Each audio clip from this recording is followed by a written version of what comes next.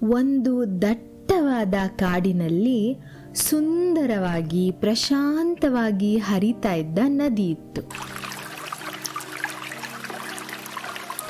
ಆ ನದಿ ಪಕ್ಕದಲ್ಲಿ ಒಂದು ದೊಡ್ಡ ಮರ ಇತ್ತು. ಆ ಮರದಲ್ಲಿ ಮಿಂಕು ಅಂತ ಒಂದು ತುಂಬ ತಲಹರಟೆ ಮಾಡ್ತಾ ಇದ್ದ ಕೋತಿ ವಾಸ ಮಾಡ್ತಿತ್ತು. ಆ ಕೋತಿ 2 ವಿಷಯಕ್ಕೆ ಆ ಕಾಡಿಗೆಲ್ಲ ಫೇಮಸ್ ಆಗಿತ್ತು. ಒಂದು, ಅದರ ತಲೆ ಮೇಲಿರೋ ಕೆಂಪು ಟೋಪಿ. ಇನ್ನೊಂದು, ಅದಕ್ಕೆ ಈ ಪಜಲ್ಸ್ ಎಲ್ಲ ಸಾಲ್ವ್ ಮಾಡೋದು ಅಂದರೆ ತುಂಬ ಇಷ್ಟ ಇತ್ತು. ನದಿ ಪಕ್ಕ ಇದ್ದ ಒಂದು ದೊಡ್ಡ ಮಾವಿನ ಮರದಲ್ಲಿ ಖುಷಿಯಾಗಿ ಸಂತೋಷವಾಗಿ ಆನಂದವಾಗಿ ಜೀವನ ಮಾಡ್ತಿತ್ತು.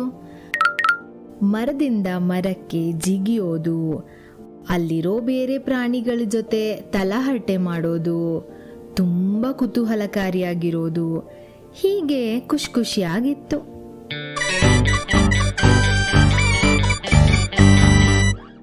ಆ ನದಿಯಲ್ಲಿ ಸುಂದರವಾಗಿದ್ದಂಥ ತಾವರೆ ಹೂವಿತ್ತು.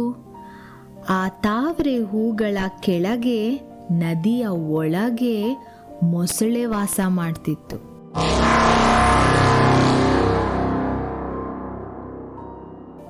ಆ ಮೊಸಳೆಯ ಹೆಸರು ಕಡುವ ಅಂತ. ಕಡುವ ತುಂಬ ಸೈಲೆಂಟು ಮತ್ತೆ ತುಂಬ ಶಕ್ತಿಶಾಲಿಯಾಗಿದ್ದ. ಹಾಗೆ ಅವನು ಒಬ್ಬನೇ ಇದ್ದ. ಅವನಿಗೆ ಯಾರು ಸ್ನೇಹಿತರೇ ಇರಲಿಲ್ಲ. ಮಾತಾಡೋದಕ್ಕೆ ಏನಾದರೂ ಹೇಳ್ಕೊಳ್ಳೋಕ್ಕೆ ಯಾರೂ ಇರಲಿಲ್ಲ ಅದ್ರ ಜೊತೆಗೆ.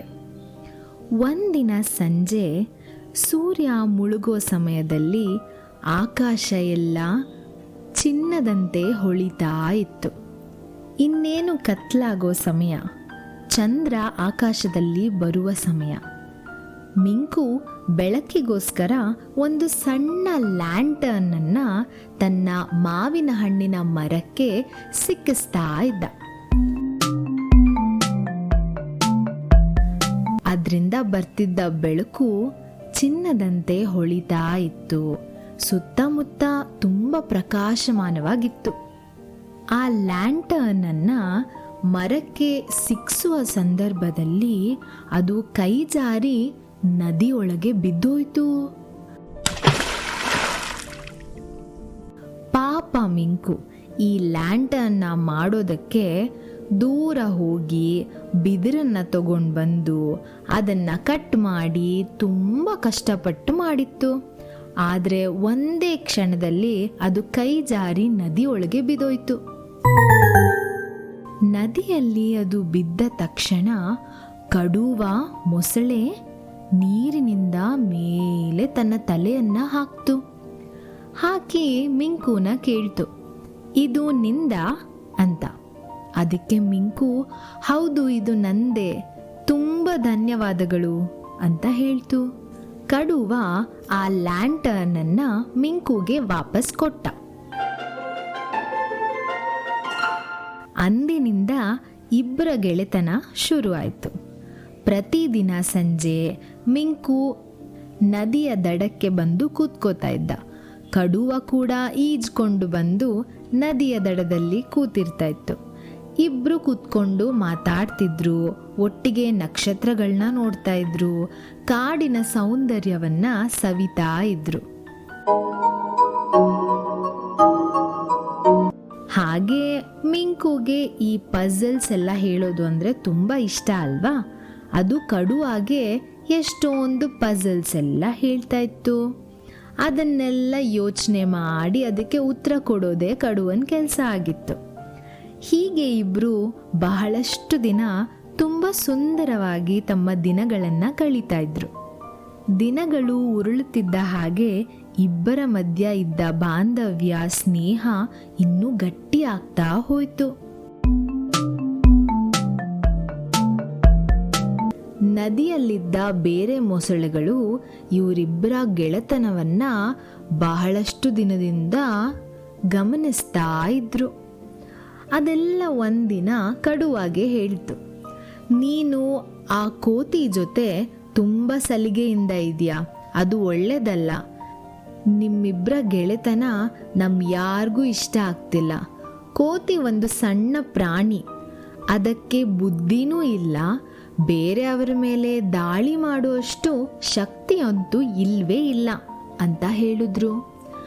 ಅದಕ್ಕೆ ಕಡುವ, ಖಂಡಿತ ಇಲ್ಲ, ಮಿಂಕು ತುಂಬ ಸ್ಮಾರ್ಟ್ ಆಗಿದ್ದಾನೆ, ಕಾಡಿನ ಬಗ್ಗೆ ಬಹಳಷ್ಟು ವಿಷಯಗಳನ್ನು ತಿಳ್ಕೊಂಡಿದ್ದಾನೆ, ನನಗೆ ನಕ್ಷತ್ರಗಳ ಬಗ್ಗೆ ಹೇಳಿದ್ದಾನೆ, ತುಂಬ ವಿಷಯಗಳನ್ನು ನನಗೆ ತಿಳಿಸಿದ್ದಾನೆ. ಇಬ್ಬರು ಒಟ್ಟಿಗೆ ಸೇರಿ ನಕ್ಕಿದ್ದೀವಿ, ನಮ್ಮ ಕಷ್ಟ ಸುಖಗಳನ್ನು ಹಂಚ್ಕೊಂಡಿದ್ದೀವಿ. ಅವನು ನನಗೆ ತುಂಬ ಬೇಕಾದಂಥ ಸ್ನೇಹಿತ ಅಂತ ಹೇಳ್ದ. ಬೇರೆ ಮೊಸಳೆಗಳೆಲ್ಲ ಕಡುವನ ಮಾತನ್ನ ಕೇಳಲಿಲ್ಲ. ಅವರೆಲ್ಲ ಸೇರಿ ಒಂದಿನ ಮಿಂಕು ಮೇಲೆ ಅಟ್ಯಾಕ್ ಮಾಡಬೇಕು ಅಂತ ಡಿಸೈಡ್ ಮಾಡ್ತಾರೆ.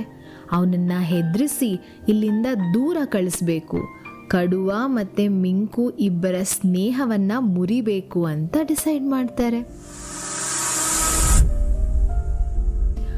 ಮರುದಿನ ಬೆಳಗ್ಗೆ ಎಂದಿನಂತೆ ಮಿಂಕು ನದಿಯ ದಂಡೆಗೆ ಬರ್ತಾನೆ. ಅಲ್ಲಿ ನೀರಲ್ಲಿ ಒಂದು ದೊಡ್ಡ ಬಿದಿರಿನ ಮರದ ಕೊಂಬೆ ತೇಲಾಡ್ತಾ ಇರುತ್ತೆ. ಅದನ್ನು ನೋಡಿ ಮಿಂಕು ಅಂದ್ಕೊಳ್ಳುತ್ತೆ, ಓ, ನನ್ನ ಸ್ನೇಹಿತ ಕಡುವ ನನಗೋಸ್ಕರ ಏನೋ ಗಿಫ್ಟ್ ಕೊಟ್ಟಿದ್ದಾನೆ ಅಂತ ಹೇಳಿ ಖುಷಿಯಾಗಿ ಆ ಕೊಂಬೆಯ ಮೇಲೆ ಜಂಪ್ ಮಾಡುತ್ತೆ. ಆ ಕೊಂಬೆಯನ್ನ ದೋಣಿ ಥರ ಮಾಡಿಕೊಂಡು ನೀರಲ್ಲಿ ಆಟ ಆಡ್ತಾ ಇರುತ್ತೆ. ಅಷ್ಟರಲ್ಲೇ ಆ ಕೊಂಬೆಯ ಸುತ್ತಲೂ ಮೊಸಳೆಗಳ ದಂಡೆ ಬರುತ್ತೆ. ಮಿಂಕುನ ಹೆದರಿಸೋಕೆ ನೋಡುತ್ತೆ. ಆಗ ಮಿಂಕು, ಕಡುವಾ, ಕಾಪಾಡು, ನನ್ನ ಕಾಪಾಡು ಅಂತ ಕಿರ್ಚ್ಕೊಳ್ಳೋಕ್ಕೆ ಶುರು ಮಾಡುತ್ತೆ. ತಕ್ಷಣ ಮಿಂಚಿನ ವೇಗದಲ್ಲಿ ಕಡುವ ಅಲ್ಲಿಗೆ ಬರ್ತಾನೆ. ಬಂದು ಈ ಬೇರೆ ಮೊಸಳೆಗಳನ್ನೆಲ್ಲ ಬೈದು ಅವರಿಗೆ ಹೇಳುತ್ತೆ, ಮಿಂಕು ಒಂದು ಕೋತಿನೇ ಆಗಿರ್ಬೋದು, ಅದು ಶಕ್ತಿಯಲ್ಲಿ ಬಲಿಷ್ಠವಾಗಿ ಇಲ್ಲದೆ ಇರ್ಬೋದು, ಆದರೆ ನಮ್ಮಿಬ್ಬರ ಮಧ್ಯ ಇರೋ ಸ್ನೇಹ ತುಂಬ ಬಲಿಷ್ಠವಾಗಿದೆ. ಸ್ನೇಹಿತರಾಗೋಕೆ ಬೇಕಾಗಿರೋದು ಒಂದೇ ಸಮನಾದ ಶಕ್ತಿಯಲ್ಲ, ಒಂದೇ ಸಮನಾದ ಹೃದಯ ಅಂತ ಹೇಳಿ ಬೇರೆ ಮೊಸಳೆಗಳನ್ನೆಲ್ಲ ಬೈದು ಅಲ್ಲಿಂದ ಕಳಿಸುತ್ತೆ. ಪೂರ್ತಿಯಾಗಿ ಹೆದರಿದ್ದ ಮಿಂಕು ಅಲ್ಲಿಂದ ದಡಕ್ಕೆ ಜಿಗಿದು ಮರವನ್ನು ಹತ್ತಿ ಜೋರಾಗಿ ಉಸಿರಾಡ್ತಾ ಇರುತ್ತೆ. ಆಗ ಕಡುವ, ನನ್ನ ಕ್ಷಮಿಸ್ಬಿಡು ಮಿಂಕು, ನಾನಿನ್ನ ಕಾಪಾಡಬೇಕಿತ್ತು ಅಂತ ಹೇಳ್ತು. ಅದಕ್ಕೆ ಮಿಂಕು ನಗ್ನಗ್ತಾ ಹೇಳ್ತು, ನೀನನ್ನ ಕಾಪಾಡಿದ್ಯಾ ಕಡುವ? ನಾನು ಕಷ್ಟದಲ್ಲಿದ್ದಾಗ ಒಂದು ಬಾರಿ ನಿನ್ನ ಕೂಗಿದ ತಕ್ಷಣ ಬಂದು ನನ್ನ ಕಾಪಾಡಿದ್ಯಾ? ನಿಜವಾದ ಸ್ನೇಹಿತರು ಇದನ್ನೇ ತಾನೇ ಮಾಡೋದು ಅಂತ ಹೇಳುತ್ತೆ. ಅವತ್ತಿನಿಂದ ಮಿಂಕು ಮತ್ತು ಕಡುವನ ಸ್ನೇಹ ಇನ್ನೂ ಗಟ್ಟಿಯಾಗತ್ತೆ. ಮಿಂಕು ಆ ಲ್ಯಾಂಟರ್ನ್ ಇರುತ್ತಲ್ವಾ, ಅದನ್ನು ಇನ್ನೂ ದೊಡ್ಡದಾಗಿ ಮಾಡುತ್ತೆ. ದೊಡ್ಡ ಲ್ಯಾಂಟರ್ನ ಮರಕ್ಕೆ ಸಿಕ್ಕಿಸಿ ಮಿಂಕು ಮತ್ತು ಕಡುವ ಇಬ್ಬರು ನದಿಯ ದಂಡೆಯಲ್ಲಿ ಕೂತ್ಕೊಂಡು ಪ್ರತಿದಿನ ನಕ್ಷತ್ರನ ನೋಡೋದು, ಚಂದ್ರನ ನೋಡೋದು, ಅವರ ಕಷ್ಟ ಸುಖಗಳ ಬಗ್ಗೆ ಮಾತಾಡೋದು, ಕಾಡಿನ ಬಗ್ಗೆ ತಿಳ್ಕೊಳ್ಳೋದು, ಇದೆಲ್ಲನೂ ಮಾಡ್ತಾ ಖುಷಿಯಾಗಿ ಇರ್ತಾರೆ. ಅವತ್ತಿನಿಂದ ಅವರಿಬ್ಬರ ಸ್ನೇಹ ಇಡೀ ಕಾಡಿಗೆ ಪ್ರಸಿದ್ಧವಾಗುತ್ತೆ.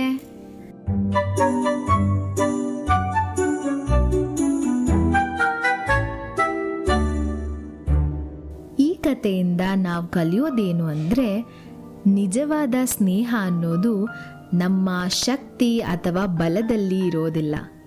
ಒಬ್ಬರಿಗೆ ಇನ್ನೊಬ್ಬರು ಎಷ್ಟು ಸಹಾಯ ಮಾಡ್ತಾರೆ, ಕಷ್ಟದಲ್ಲಿದ್ದಾಗ ಎಷ್ಟು ನಮ್ಮ ಜೊತೆಯಲ್ಲಿ ಇರ್ತಾರೆ, ನಮಗೆ ಅವಶ್ಯಕತೆ ಇದ್ದಾಗ ನಮ್ಮ ಜೊತೆ ಎಷ್ಟು ಪ್ರಾಮಾಣಿಕವಾಗಿ ಇರ್ತಾರೆ ಅನ್ನೋದ್ರ ಮೇಲೆ ನಿರ್ಧಾರ ಆಗುತ್ತೆ. ಇದಾಗಿತ್ತು ನಮ್ಮ ಮಿಂಕು ಮತ್ತು ಕಡುವನ ಕತೆ. ಈ ಕತೆ ನಿಮ್ಮೆಲ್ಲರಿಗೂ ಇಷ್ಟ ಆಗಿದೆ ಅಂತ ಭಾವಿಸ್ತೀನಿ. ನಿಮ್ಮ ಅಭಿಪ್ರಾಯಗಳನ್ನು ಕಮೆಂಟ್ ಬಾಕ್ಸ್ ಮೂಲಕ ನಮಗೆ ತಿಳಿಸಿ. ಹಾಗೇ ಇದೇ ರೀತಿ ಬಹಳಷ್ಟು ಕತೆಗಳನ್ನು ಕೇಳೋದಕ್ಕೆ ನಮ್ಮ ಚಾನೆಲ್ಲಿಗೆ ಸಬ್ಸ್ಕ್ರೈಬ್ ಆಗಿ. Thank you.